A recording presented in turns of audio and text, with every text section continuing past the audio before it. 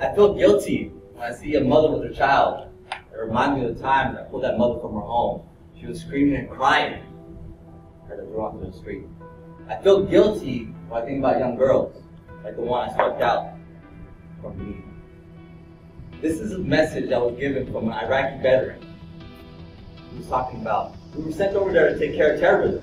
We were killing terrorists. But I realized I'm the real terrorist. So that poses the question, who are the real terrorists? Is it the Muslims? Is it the Hindus? The Arabs? Or the Iraqis that we go to fight? Or is it us? Grand Postmaster? Guests? Those members? The message here today is to realize what terrorism is really about. Now see, the problem is there's no real definition to it. I did my research. And every time I looked at a definition, it was different every single time. And I realized that the definition changes with the individuals involved. So if you're in Pakistan, it's going to be a totally different definition. But I did come up with one definition that was in the Oxford Dictionary.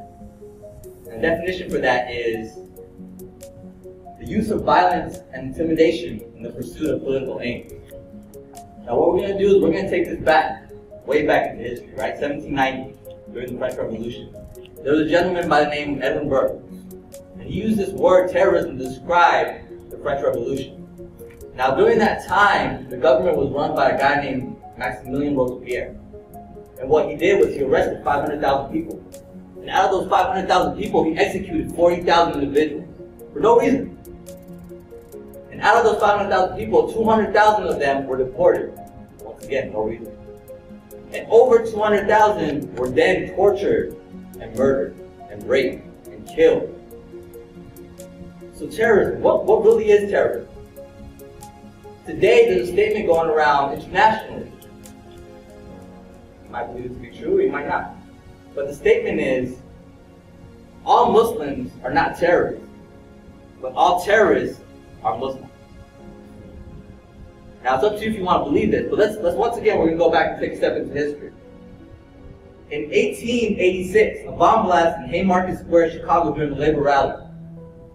12 innocent people killed, along with a police officer. 8 anarchists were the ones who were involved, not Muslims, right? In 1901, U.S. President William McKinley was assassinated by another anarchist, by a guy named Leon, another non-Muslim. In 1910, a bomb blast in Los Angeles Times newspaper building in which 21 innocent individuals were killed. And the individuals who did this blast were 2 Christians by the name of James and Joseph. Once again, not Muslim. Now who can forget 9/11, the most recent one? Okay, it is said Osama bin Laden was the one responsible for it, right? Well, is it Ronald Reagan the one who trained him? But he was dead, how could he do it? Was it the partnership between Bush and Osama bin Laden? Or was Bush involved? We still don't know the answer to that question. But what the point that I'm trying to make is terrorism is a rising concern for all of us. Today, right now. So what I want to talk about today, and I want to go back to 9/11 because it affected me personally. At the time, I was 13, 14 years old. Friends, I had friends like family. As soon as that attack happened, they started distancing themselves from me. Their parents told them, you know, he's a terrorist. At 14 years old, he's a terrorist. Don't talk to him, he's a horrible person. I was devastated. I was a 4.0 GPA student. My teacher started taking less interest in me. Why? Because I was born into a Pakistani Muslim family. So you're going to treat me like this because I was unfortunate in your eyes to be born into a Pakistani Muslim family. So who are the real terrorists? As you can see, this event changed my life tremendously because now it's tied to a word, an emotion that could drive hatred in the most loving people. People looked at me like I was an animal. You can't deal with it. But you know what? I've come to learn that the real question is not who the real terrorists are. It doesn't matter anymore. Why? Because we have the power to do something about it. It doesn't matter what gender you are, what race you are, what religion, what color. That doesn't matter at all. What matters is what's in your heart. If we spread love within each other, and we talk to each other like we mean it, and we're talking from the heart, the terrorism will never exist. The real terrorists Is it the political leader going into a country trying to get some oil?